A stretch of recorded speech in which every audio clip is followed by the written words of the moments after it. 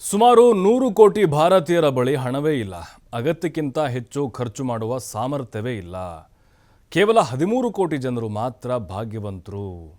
ನೋಡಿ, ಈ ಒಂದು ವರದಿ ಈಗ ಬಿಡುಗಡೆಯಾಗಿದೆ. ಬ್ಲೂಮ್ ವೆಂಚರ್ಸ್ ನಡೆಸಿದ ಅಧ್ಯಯನದಿಂದ ಬಹಿರಂಗ ಆಗಿದೆ. ಇದು 10% ಜನರ ಬಳಿ ದೇಶದ 57.7% ಆದಾಯ ಇದೆ. ಜನಸಂಖ್ಯೆಯ ಅರ್ಧದಷ್ಟು ಜನರ ಆದಾಯ 22% 15% ಕುಸಿತ ಆಗಿದೆ. ಕೋವಿಡ್ ನಂತರ ಶ್ರೀಮಂತರ ಆದಾಯ ಹೆಚ್ಚಳಾಗಿದೆ, ಬಡವರ ಗಳಿಕೆ ಕಡಿಮೆಯಾಗಿದೆ. 1990ರಲ್ಲಿ 10% ಜನರ ಬಳಿ ಇತ್ತು, ಇದು ಈಗ 34% ಆದಾಯ ಹೋಗಿದೆ. ನೋಡಿ, ಆ ವರದಿಯಲ್ಲಿ ಏನಿದೆ, 100 ಕೋಟಿ ಜನರಲ್ಲಿ ಅಗತ್ಯ ವಸ್ತುಗಳು ಸೇವೆಗಳಿಗೆ ಆಗುವಷ್ಟು ಮಾತ್ರ ಹಣ ಇದೆ. ಇತರೆ ವ್ಯವಹಾರಗಳಿಗೆ ಖರ್ಚು ಮಾಡುವಷ್ಟು ಆದಾಯ ಇಲ್ಲ. 90% ಜನರಿಗೆ ಅಗತ್ಯವಲ್ಲದ ವಸ್ತು ಖರೀದಿಸುವಂಥ ಸಾಮರ್ಥ್ಯ ಇದೆ. ಭಾರತದಲ್ಲಿ 13-14 ಕೋಟಿ ಜನರು ಮಾತ್ರ ಬಳಕೆದಾರರ ವರ್ಗಕ್ಕೆ ಸೇರುತ್ತಾರೆ. ಇವರ ಬಳಿ ಅಗತ್ಯಗಳನ್ನು ಮೀರಿ ಖರ್ಚು ಮಾಡಬಹುದಾದಷ್ಟು ಹಣ ಇದೆ.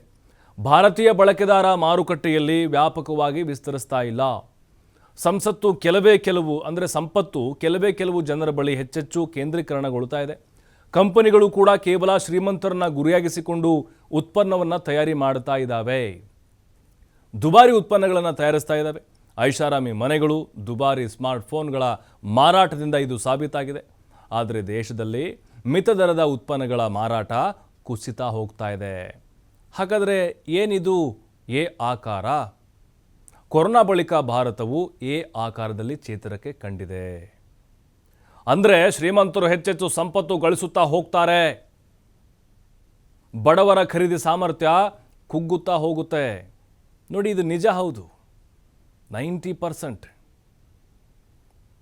10% ಎಲ್ಲ ಶ್ರೀಮಂತರೇ.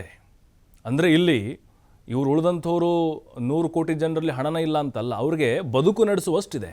ಒಂದು ತಿಂಗಳಿಗೆ 30,000 ಸಂಬಳ, ಮನೆ ಬಾಡಿಗೆ, ನನ್ನ ನಿರ್ವಹಣೆ ಖರ್ಚು, ಮಕ್ಕಳು ಸ್ಕೂಲ್ ಫೀಸು ಎಲ್ಲ ಇದರಲ್ಲೇ ಸರಿ ಸಮಾನ ಆಗ್ತಾ ಇದೆ. ಎಕ್ಸ್ಟ್ರಾ ನಾನೊಂದು ಸೈಡ್ ತೊಗೋಬೇಕು, ನಾನು ಮನೆ ಕಟ್ಟಬೇಕು, ನಾನು ಇನ್ನೊಂದೇನೋ ಬಿಸ್ನೆಸ್ ಮಾಡಬೇಕು, ಹಣ ಇಲ್ಲ. ಇದು ಆಗ್ತಾ ಇರೋದು.